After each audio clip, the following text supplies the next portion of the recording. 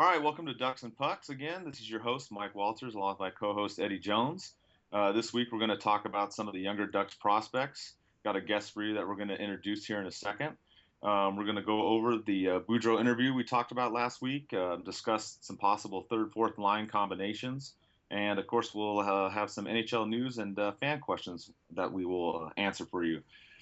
First up on the show, we have Thomas Harrington, who has been on our blog doing a lot of writing. He's been covering the NHL draft for us in regard to the Ducks and the prospects as well.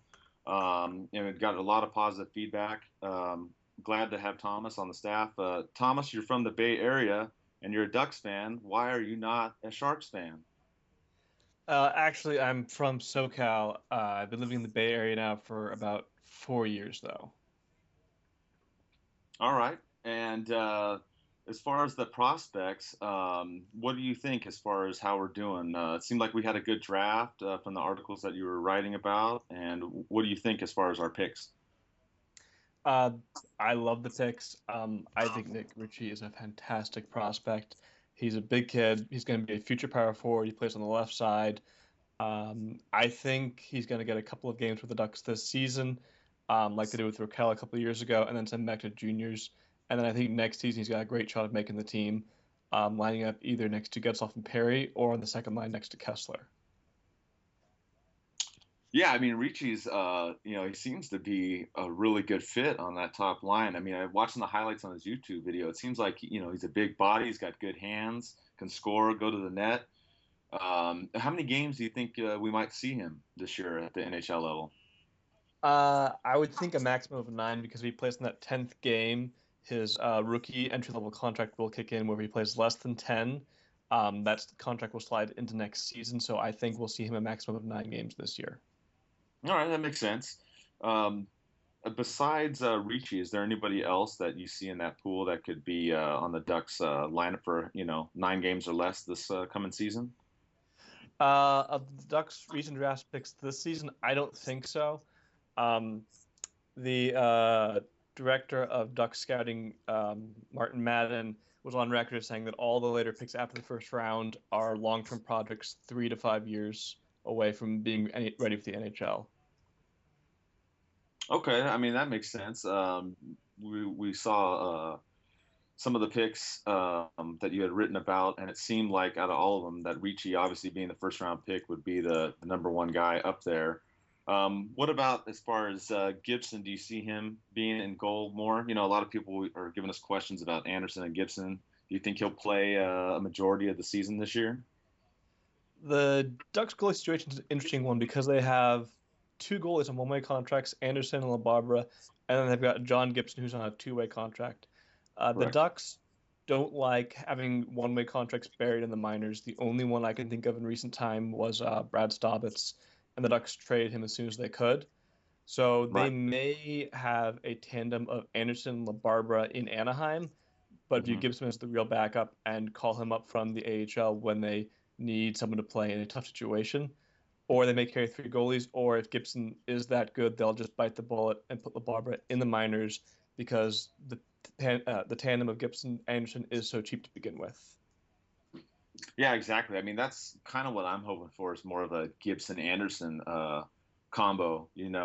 That's what I would think. But I know once we signed LeBarber, then all of a sudden everyone was like, "Hey, what's this move? What's going on?" And it seems like just as you said from some of the fan polls that we've taken, it seems like Anderson might be number one, and LeBarber might be on the bench more often than Gibson. Yeah, I think what would be ideal is if they could somehow get both goalies starting 50 plus games, but the only way to do that is to make sure Gibson gets some playing time in the AHL. But I think it's going to just come down to how well the three goalies perform in training camp.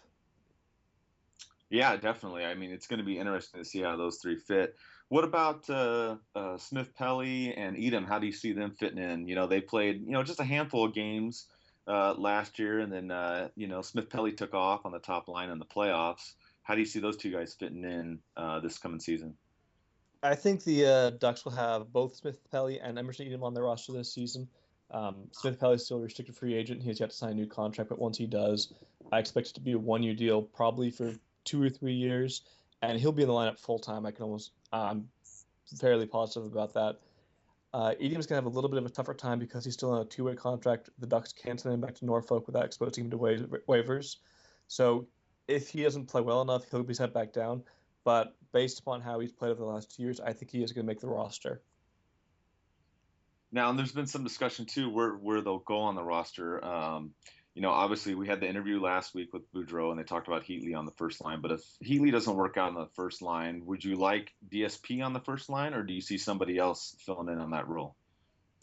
If not Heatley, my first choice is actually Matt Bolesky because he's worked pretty well though over the last couple seasons whenever he's gotten a chance. Um, DSP did work great in the playoffs. He looked great even when he wasn't scoring, so be happy with him. I've always loved Edim's speed, so if they wanted to give him a chance just to see what he could create with Getzlaf and Perry, I think that could be really exciting also. One thing I think they could do is pair Edim and DSP on the same line, the way they did back in the day with Getzlaf and Perry, and have Thompson between them to help protect them when they as a had to work back on that line in the day. Would you see that as a third line or a fourth line with DSP and Edim?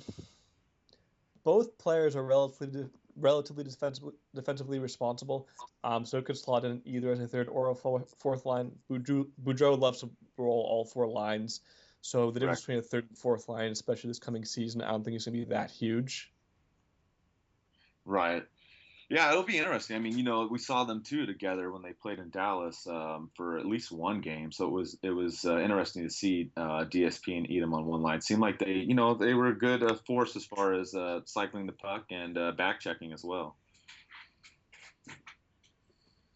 Yeah, I think they both have a lot of talent. They're both very smart, very defensively responsible.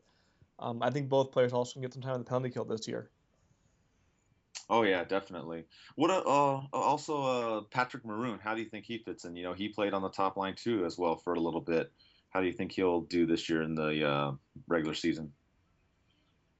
Maroon, because of his big body, when he has the puck, it's almost impossible to take it from him. From what it sounds like, Boudreau has his top two line set, so he'll probably slot it on a third line next to either Thompson or Raquel. I'm not sure which one they're going to pair him with. He seemed to play really well last season with Palmieri and Perreault. So in that case, I would think he's probably going to line up again with Palmieri on the other wing with probably Raquel in the center, I would guess. Yeah, it sounds about right. It sounds like they form that line either on the third or fourth line. And it looks like the youth in general for the Ducks is going to be interesting to see. Since we lost a lot of players, obviously in the off season, I think we could see, and I mean you can quote me on this or counter or whatever, but I think we'll see Maroon, DSP, and Edim probably play a big chunk of the season, don't you think, at the NHL level? I agree. Last season, I forget exactly when it was, but sometime in December or January. From that point on, Maroon played in every single game for the rest of the Ducks season. Whereas earlier in the season, he'd been part of the rotation of wingers. So if he keeps playing the last season, I expect him to play all 82 games unless he gets injured at some point. I think both Edim and Smith-Pelly will probably be put in that rotation that Maroon was at the start of last season. And if one of them ends up standing out, then they'll solidify their place in the lineup full time. Yeah, I think that's the thing that's going to be an interesting question is can all three play on the lineup at one time? Do you think? I mean, I would think probably two of the three might be on there a little bit more just because of the addition to Heatley now. Yeah, it is. It does come out down to be a numbers game, and Boudreau likes to keep players fresh, but he also likes to reward players who are playing well. So I do think Maroon is the one who will play the most games out of those three. After that, it probably will be Smith-Pelly based upon how last season went, since he got more playing time over Edim. But if Edim can come into training camp and just light the world on fire, he'll get that playing time instead. And what do you think about the Heatley signing? Some of the fan reaction I've gotten has been, well, okay, we get this guy. He didn't do as well last year. Eddie and I talked about that on the previous podcast. But what do you think as far as him coming in and taking one of the young gun spots? That's been kind of the criticism I've gotten from some of the fans. I think it's a fair criticism. At the same time, I don't think he's taking a spot necessarily. It's going to come down to how they all perform in both training camp and the regular season. If Heatley is playing better than Edim, Smith-Pelly, Maroon, or any young player on the Ducks roster, he should be playing more than them. If he's not, then one of the young players will play more than him. Boudreau, he loves rotating players in and out. He rewards players. He will bench a player if he's not playing well. see Penner last season. So if Heatley isn't cutting it, I don't think it's going to be a huge issue. And because he's only signed to a 1 year deal for $1 million, it's pretty easy just to bench him on a nightly basis if needed or trade him for a 6th-round pick at the deadline. That's what Eddie and I came to the conclusion. We said, it's a bargain deal. 1 year, $1 million. I mean, that's nothing to really be too concerned about because, like you said, it's something where if he gets benched, he gets benched. If before the trade deadline, we could send him to another team too. Yeah, because it's such a short deal and it's such a small amount of money, I think the best part of the signing is just the contract itself. It's a very easy contract that the Ducks can either get rid of or absorb onto their bench and not really worry too much about it. Yeah, I think it's just it's more of just a short term. They're looking at probably going to bring in youth to replace him next year. I don't really see him getting a long-term deal with the Ducks because if he does well, he's gonna want a 5 year deal with a substantial maybe $3.5 million. So I don't really see the Ducks offering that no matter how well he does. He's pretty much just a filler until they can bring up somebody like Nick Ritchie. Agreed. It was in Carolina. They signed, who was it, a couple of years ago? Alex Semin to a 1 year deal. He played really well. They signed to a long-term deal, and now he's once again playing terribly for him. So I'm hoping the Ducks don't go that route. Yeah, I want to know how you think some of the Ducks prospects like Nick Cordeli's had a pretty strong camp, and Shea Theodore had a wonderful season in the WHL. I want to see how you think those guys are going to contribute in the AHL this year, and if they have a chance at cracking the Ducks lineup somewhere through the season. So I think in terms of the forwards, the young players who will be on the roster on a full-time basis are Edom, DSP, and Raquel. And then after that, I think there's a collection of young players who will get called up depending upon what's needed. I think Cordeli's is one of them. He's both a left wing and a center. The positions of the Ducks don't have a lot of depth on their current roster. So if any of the Ducks run into injury issues or the other young players just aren't playing very well, I think Cordeli's could be one of the first players called up during the season. But I think he'll spend most of the season in the AHL. Yeah, that seems like it's the most likely option. Like he had like I said, he had a strong camp, but I don't really see him getting a permanent spot on the roster. It'd be more a Raquel kind of role with maybe a little bit less games played, like Raquel had last year, where he only came up and played 18 games. With the roster seeming to be set, unless there's injuries, he'll probably maybe play only about 10 games. Yeah, yeah, like you said, I really don't see him starting in the roster though. Yeah, he'll be given a chance in Norfolk, and hopefully he'll take that opportunity and just run with it. Yeah, and what do you think about Shea Theodore coming off the 70-point season in the WHL? I think in terms of offensive play, he is an absolutely fantastic prospect. I remember when the Ducks first drafted him a couple of years ago. I was listening to the Puck podcast, and their draft expert Mike Morangi called him a Mike Green clone, and that both got me really excited because Mike Green is so good offensively, but also worried because there's always defensive issues there.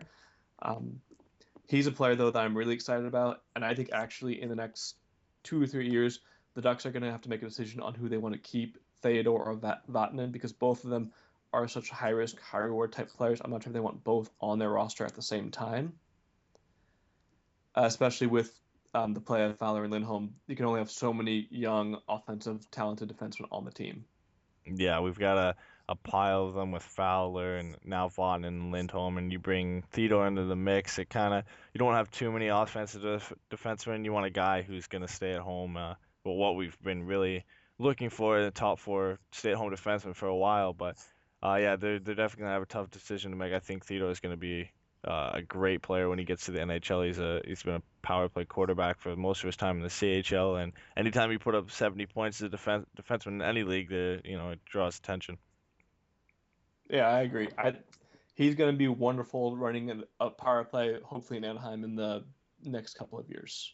Yeah, so Raquel's looks like he's gonna have a full season in the NHL this year, possibly as a third line center. I'd like to get your input, Thomas, on how you think where he's gonna slot in, how you think he's gonna do this season. I think he's going to slide in on the third or fourth line. Again, Boudreau, since he rotates his line so much, it's hard to say exactly what line to call it. But I think he'll be the Ducks' primary checking center, at least if they aren't using Getzlaf and Kessler in that role. Raquel, he played 18 games last season. He played a few games the season before that.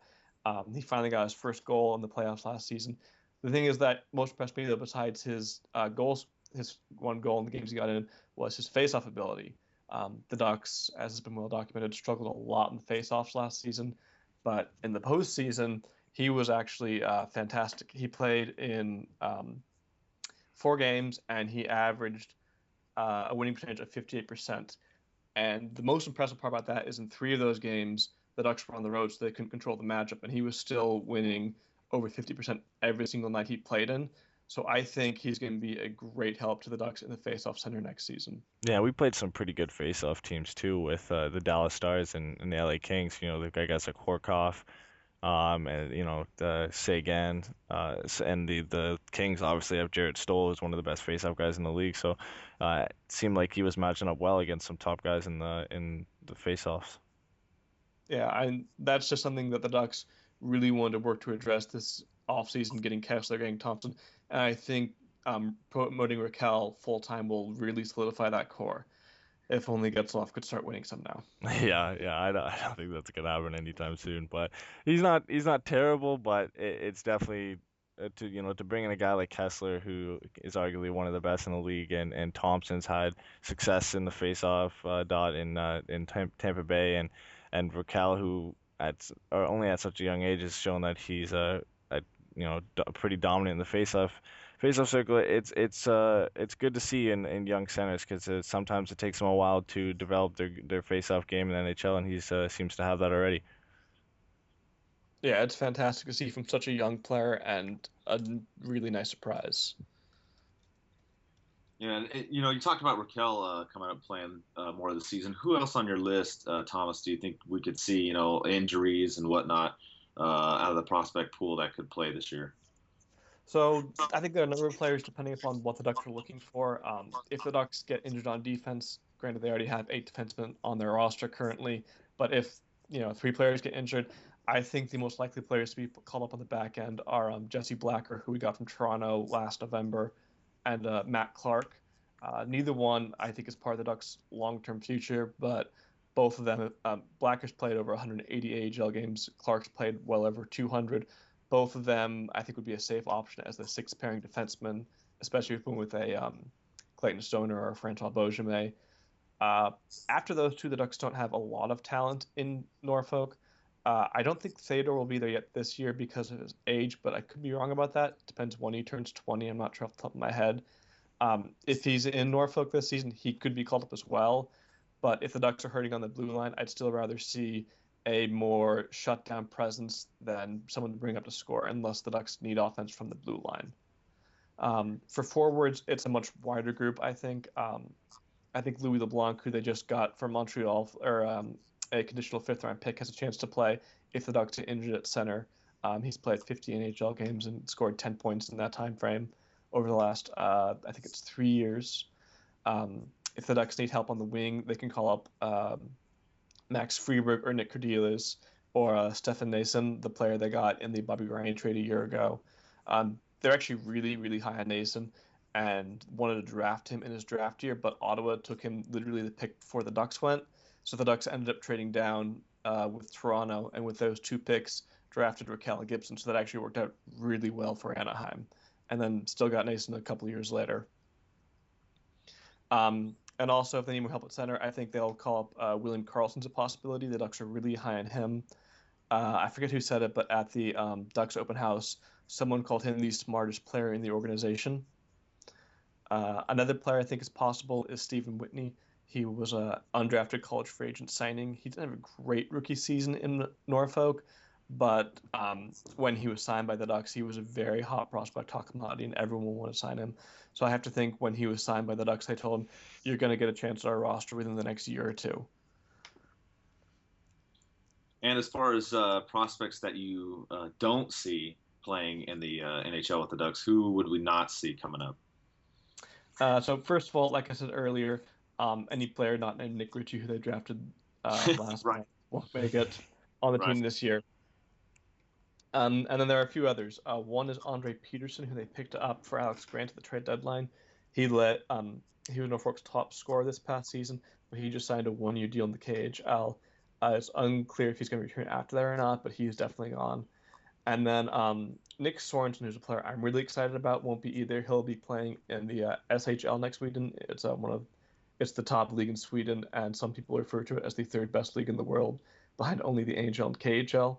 He'll be playing for I'm going to butcher this pronunciation, Skellefteå AIK, and actually will be joined by Ducks draft pick Marcus Peterson there. So he'll be there for the next season, and then next year we'll be trying to make the Ducks roster. Yeah. And it's been kind of thrown around lately that, the off season is kind of a dead zone for most hockey fans. Prospect camps aren't really advertised and shown outside of the cities that they're held in. It's been thrown around that, the NHL might need a summer league, much like the NBA. What do you think of that idea, Thomas? Personally, I'm not a big fan of it. I think it's important to give these players some time to kind of rest and recoup in the off season. That being said, every now and then, if they want to just have a couple exhibition games here and there, I think that'd be a great thing, especially if they were to televise it and just get people watching. I do know in the last couple of weeks, there's actually an exhibition game played in Australia that Emerson Edom took part in. I haven't seen any footage from it. I wish I could. So I just think it'd be great is if not necessarily a summer league, but just a couple of exhibition games, put it on television, let people watch a bit of hockey, make it completely voluntary, make it stress that it's not going to be a big thing. So make it like the All-Star game if you can, so there's not a lot of injuries. You probably have to work out some kind of payment system. I don't know how that would work. But a league itself, personally, I am against just because I do think the players need to take a breath, regroup, and then get back to the training. Yeah, well, I don't watch a ton of NBA, but how I've watched some of the Raptors summer league in here is what they do is they bring up a lot of the rookies they've either just drafted and haven't made the team, or European players that are having tryouts with the team. So it's a lot of their prospects who get together. They compete in a sort of group stage thing, and then they have a tournament after. So it's a lot of it's not so much the roster players as it is prospects and players who are fringe roster players, just to get everybody to be able to see them. And I don't know if it's more marketable in the NHL because the NBA probably has a bigger fan base in the U.S., so having a summer league makes more sense. But it's more so just the prospects, and they kind of compete in a sort of prospect tournament. That actually does sound pretty good. Although I do know that, at least in years past, I think it's going to happen this year. There usually is a prospect tournament between Anaheim, LA, San Jose, and I think Vancouver's taking part as well.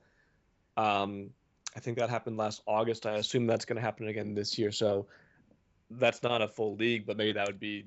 It sounds like a similar thing to that. Yeah, I don't know why exactly. I guess they just called the summer league as a name, but yeah, like I've heard of the those tournaments before, and it would just basically be taking those, throwing a little bit of flair into it and advertising it for TV. Definitely be something I can watch. I don't ever actually get to watch any of the Ducks development camp at all. So it'd definitely be something I would watch. I don't know if it would appeal to everybody. It's more for show than for anything, to show off the prospects to fans that don't get to really see it. Yeah, I think I would love for those to be televised, or at least a stream online for people to watch if they want to. That usually seems relatively easy to set up compared to getting TV rates and whatnot. But I would love to be able to watch those whenever I wanted. All right, that has been Thomas, our special guest this week. He writes on the draft and all the prospects. He is our expert when it comes to the youth movement and the young guns for the Ducks. Thanks for joining us this week, Thomas. Thanks for having me, and if you ever want me to come back, I will.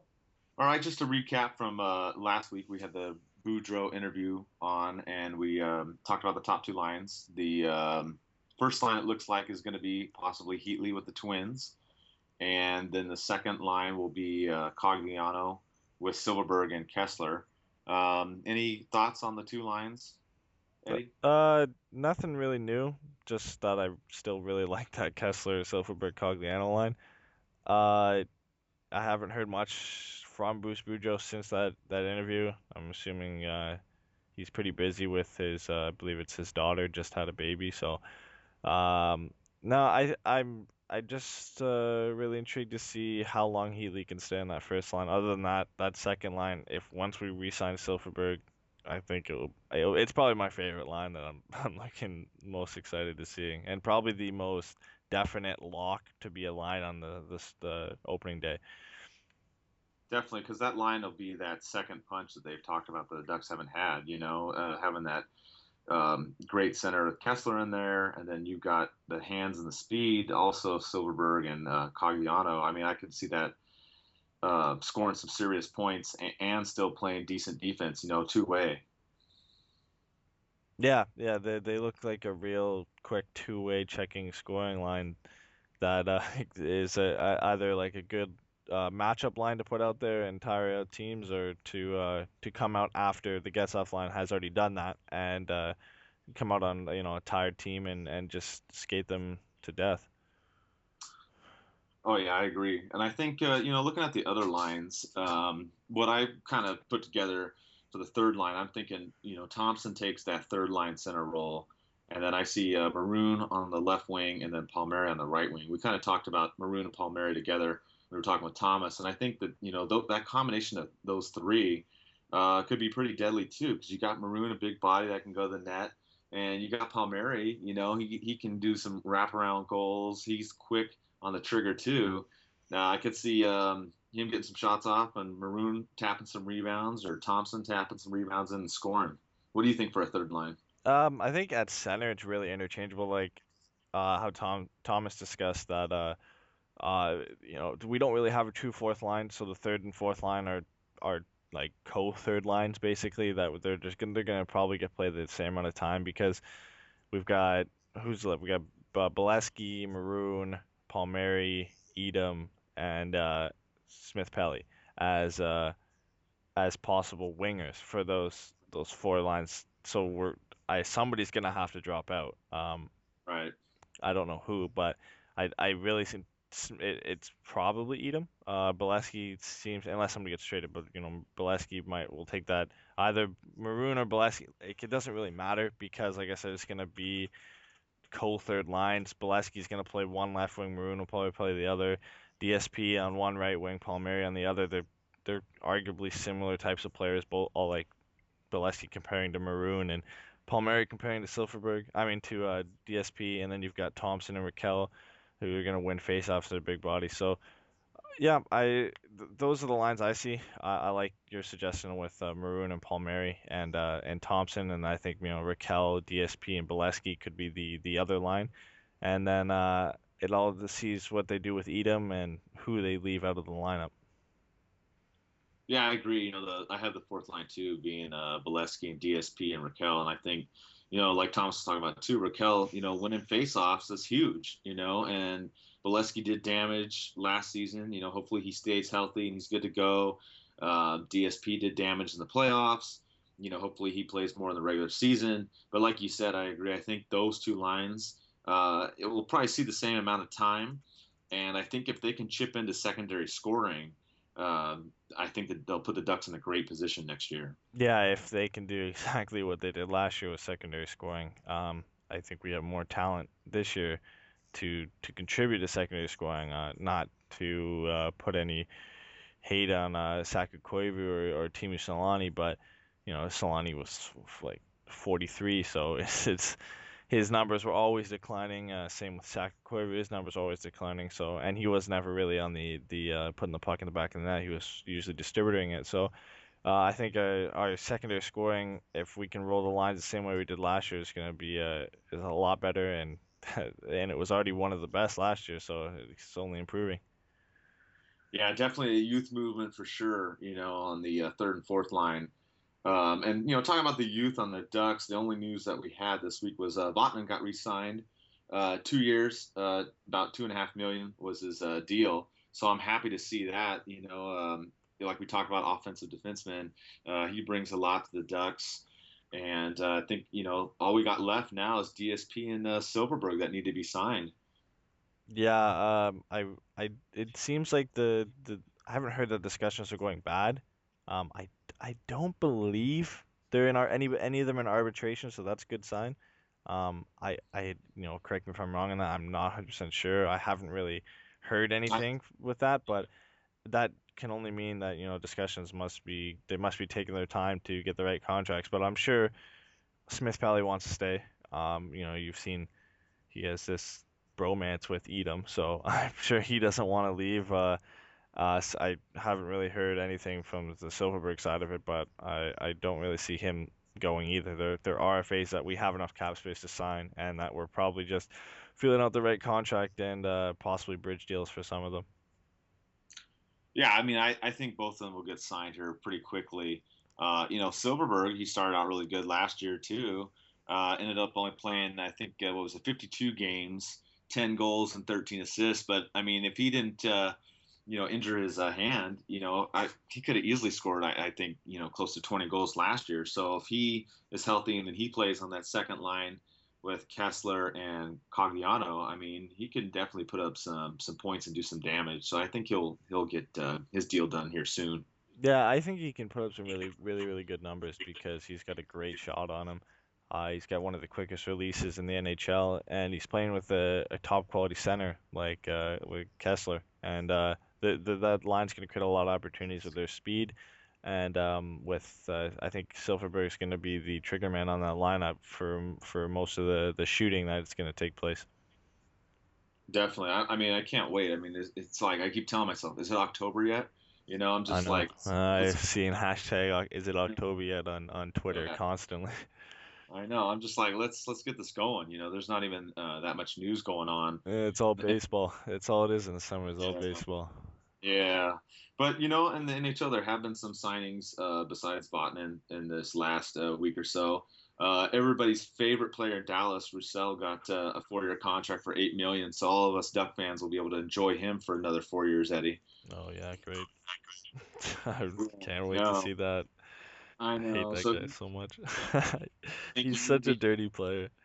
I think you, me, and the entire Ducks fan base agrees. I think everybody outside the Dallas fan base agrees. Yeah, definitely, definitely. Some of the other signings, Ryan O'Reilly, he finally got his deal done in Colorado. He's I No, don't know why Colorado have to make it so difficult to sign this guy. He scored 60 some odd points last year. I think it was 64. I'd have to check it. But uh, you know, when a guy scores 60 points, you don't usually like the first time they had to re-sign him. Calgary put in an offer sheet and they matched it right away. Oh, why would you do this? Well, why didn't you just sign the guy? And then now they go back to arbitration. They finally lock the guy up for I think it's 2 more years, and he can't have a great relationship with the Colorado management. I don't see him staying there long term unless I don't know behind the scenes, but unless there's a good relationship from the outside looking in, it doesn't look like it. So I just don't know why you don't move quicker and avoid arbitration to lock up a guy that has this talent and without Stastny is such a significant player to your team. yeah, that's what I was going to mention. I mean, Stashny's gone, so it's like, hello, who else is going to It's a be? no-brainer. Like it's Yeah, Duchesne, O'Reilly, McKinnon. Those are your three guys those are, that you lock down. Because Stastny leaving, when I saw Stastny go, I was like, okay, O'Reilly's getting contract. They're gonna have this done quick. And then they take him to arbitration and do the same painful process they did last time. It's just, I don't even get it. It makes no sense to me at all. right. And like we talked about before too. I mean, that division is going to be even tougher this year. I mean, Dallas got better, St. Louis got better, Chicago's always going to be up there. I mean, so you've got these three teams that are going to battle out. I mean, obviously Colorado, hello, they did well last year too. So I mean, they're going to be in there too. But it's like you got to figure this out sooner than later because yeah, I mean that division's going to be competitive come this next season. Yeah, a lot of the younger guys, McKinnon's gonna have coming off a great rookie season. He's got another year of experience under his belt. A lot of the teams just seem to add. Obviously Chicago and St. Louis. I think St. Louis kind of took a step back in a sense. Adding Statsy was great. They must have some confidence in their goalies to bring them uh, a step forward. But Yeah, the Western Conference is just leagues ahead of the Eastern Conference right now. Definitely. And, out of the Eastern Conference, as you mentioned, some news there. We had the Rangers signing three players, Kreider, Zuccarello, and even today, Brassard got a 5-year, $25 million deal. So it looks like, New York is definitely going to be still up there next year. New York's one of those teams though where they always seem to be favorites and then they disappoint. It's kind of like San Jose in the playoffs. Um, they seem to like at the start of the season a couple I think 2 years ago, a lot of people had New York as the favorites to win the cup and they disappointed. So I don't. New York's kind of a mystery to me. They lost Brad Richards, but they have a coach who can actually coach. They don't have Tortorella anymore. So and they made the Stanley Cup final. So locking down three young players who were instrumental to their season in Brassard, Zuccarello, and Kreider is definitely a huge step forward for them.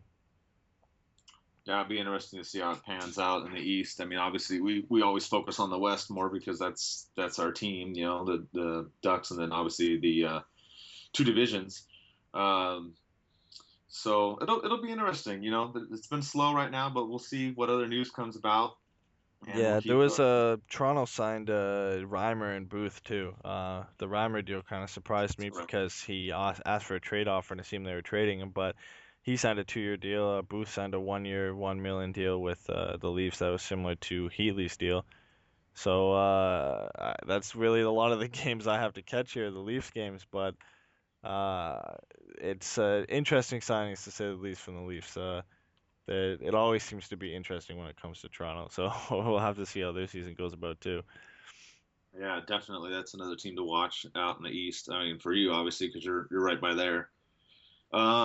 And moving along, we have some more fan questions that we're going to answer this week. We had Jake from Chandler, Arizona, asking about who's going to start in goal, Gibson or Anderson, and we talked about this a little bit earlier. I like to see Gibson a little bit more. I know Eddie, you think it'll be Anderson. Any other thoughts that you have on the two goalies or LaBarbera or anything you want to add? Not much that I've haven't already mentioned before. Like I'd love to see Gibson Anderson as being the pairing to start the season, but like Thomas stated, and like we mentioned a couple podcasts ago, Gibson's the only goalie of the three on a two-way, and I don't see I don't see them bearing LaBarbera's contract after just signing him, but Gibson will get time. I'm sure he'll get a couple games, and you never know. They might just bite the bullet, like Thomas said, send LeBarber down and bring Gibson up to play with Anderson. So it'll be interesting to see. But I definitely think Anderson is the starter slated in for opening day. Yeah, I mean, I wouldn't disagree. Like I said, my preference, I like Gibson, but Anderson played 30 plus games last year, did well. Obviously he had to go out with the injury, which was unfortunate against the Kings, which was a bummer because we don't know, what could have happened or may have happened. I mean, not going to be just wishful thinking, but it was a bummer the way he went out. So I hope that he comes out on fire. Because he was 20-5 last year in the regular season, 9.23 save average and 2.29 goals against. So I mean, pretty good numbers for a rookie. Yeah, it was really good. He just seems really calm and just like Gibson, they seem to they don't get rattled that often. So it'll be great to see if he can have even close to similar season in his sophomore year. Yeah, definitely. We'll have to keep our eyes on both the goalies. And speaking of goalies, Jonas Hiller is gone now and was picked up by the Calgary Flames. I had another question here from Tom in Glendora, California. He was asking about what did Hiller really say? Because there was a lot of discussion. Some people thought he was talking about the Kings fans and Ducks fans, which he wasn't, and some other nonsense was out there in social media. So again, Sportsnet to the rescue. We posted an article up on Hiller about what he said, and basically the only thing he really said, and I'll quote it here, and I'll get Eddie's input because Eddie's from Canada. He can talk about this more than I can, but. He just said that, quote, I'm really excited to be part of a team where the city really cares and the people are into it, meaning hockey, and people really know about hockey. Now, to me, I don't see much in this, Eddie, but I mean, you're from Canada. What is it like being a Canadian hockey fan? Is it a difference? What do you think? I think what rubs people the wrong way is the fact that he says people that know about hockey, because when you bring into question hockey fans' knowledge of hockey, that rubs people a lot of people the wrong way. They take it to offense. I don't think he really meant to word it that way, but when you take into to count, Canadian teams and their fans compared to American teams and their fans. And I don't want, again, I don't want people to take this the wrong way. I've had limited experience to American teams. I've seen Detroit play in the Joe Louis Arena, and it's great atmosphere. And I've been to Honda Center, and it was a great atmosphere. And obviously, I'm a Ducks fan, so it was amazing to go to. But when you see what Canadian fans put together, when the Leafs were in the playoffs last time, and they went out to Boston. They filled, I don't know, thousands of people in the street up front of the Air Canada Center to watch the game on the big screen outside. There's not much else that we can cling on to other than hockey sports wise. We've got, the Blue Jays are only really big around the Toronto area. So when you got teams like Calgary, they've only got a CFL team which has limited fan base, and then you've got the Calgary Flames, and then the Edmonton Oilers. It's either NHL or CFL when you have hometown sports teams here. So I get where he's coming from when he says they're more into it because they're really all in on it. That's all they really have. We only have hockey most of the time. So I get what he's saying there. It's just the bringing into question how much Ducks fans care about hockey is what they kind of took the wrong way. Yeah, I agree. I mean, I know there's comparisons with other teams around us and whatnot like that, and I don't think that was the mentality. But yeah, I mean, obviously people down here we know our hockey. Back in '93 when I was a fan, I didn't really fully understand it. I'll admit. I mean, that's how it was back then because, like you said, we had baseball, football, basketball. I mean, back then we had the Raiders and the Rams in football. We had the Angels and the Dodgers. We have the Padres. We've got the Chargers too for football, and then Lakers, and then I mean now all of a sudden the Clippers are up there too. But it's like we've had all these other teams, so it's kind of difficult when people follow so many other sports down here, like you said. Yeah, and like hometown sports too. Like I don't follow the hometown hockey team, but I see the difference, you know. I still have a huge passion for the Ducks, but when you see the things they organize here for the Leafs and everything, it kind of amazes me some of the things they do. And you just see it in how much they care about hometown sports. Like they do it for the Raptors, they do it for the Blue Jays. We've only got one team in a majority of sports, so a lot of times they get behind it, which seemingly a lot more than some of the larger fan bases do because it stands out more than anything.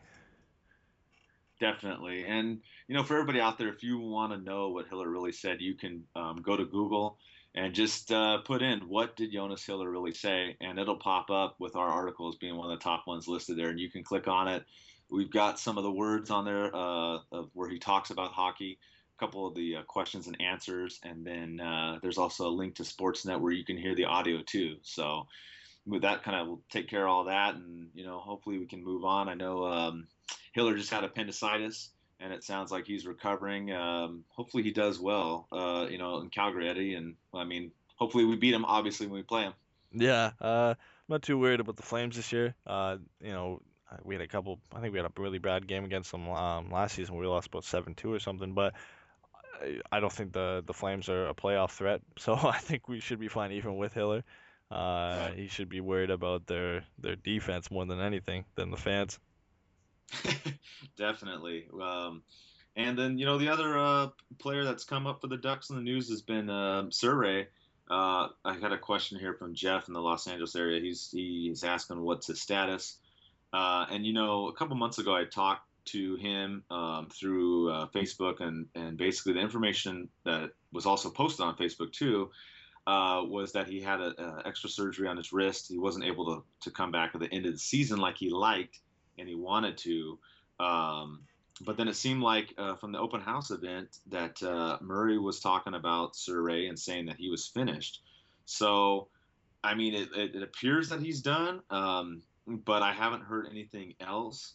And then obviously some of the financial stuff people ask about buyouts and whatnot, Eddie, and how do the Ducks deal with that if he's injured? I think he's regarding to his status, I think he's pretty much done because, or at least with the Ducks, bringing in Stoner, we have Fistrick.